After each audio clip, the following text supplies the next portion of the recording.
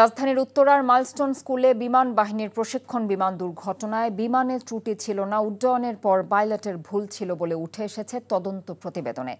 ঢাকার foreign service একাডেমিতে এক সভায় এমন তথ্য জানিয়ে প্রধান উপদেষ্টার প্রেস সচিব শফিকুল আলম বলেন, জননিরাপত্তার জন্য ঢাকার বাইরে সব ধরনের প্রশিক্ষণ বিমান চালানোর সিদ্ধান্ত হয়েছে। নিয়ামুল আজিজ সাদেকের রিপোর্ট। গত ২১ জুলাই রাজধানীর উত্তরায় মাইলস্টোন স্কুলে আছড়ে পড়া বিমান দুর্ঘটনার কারণ অনুসন্ধানে গঠিত তদন্ত কমিটির রিপোর্ট জানাতে এই ব্রিফিং, যেখানে প্রেস সচিব বলেন, ট্রেনিংয়ের সময় পাইলটের পরিস্থিতি নিয়ন্ত্রণের বাইরে চলে যায়। পুরো তদন্ত কমিটি ১৫০ জনের সঙ্গে কথা বলে ১৬৮টি তথ্য বিশ্লেষণ করেছে।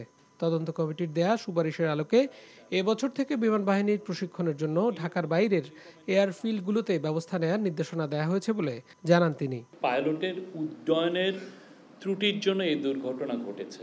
বরিশাল এবং বগুড়ার যেটা রানওয়ে আছে সেটাকে যাতে আরও সম্প্রসারিত করা হয়, এই মিটিংয়ে সেটা নির্দেশ দেওয়া হয় এবং এটাকে জরুরি ভিত্তিতে করার জন্য বলা হয়েছে। শফিকুল আলম বলেন, আওয়ামী লীগের কার্যক্রম বন্ধে সব ব্যবস্থা নেওয়া হয়েছে। মিছিল, সভা সমাবেশ বন্ধে আইনের কঠোর প্রয়োগ করা হবে।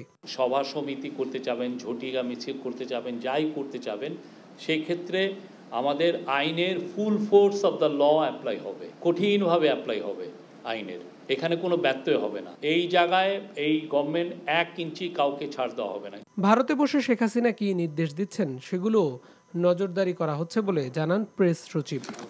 Niamul Aziz Sadek, NTV news, Dhaka.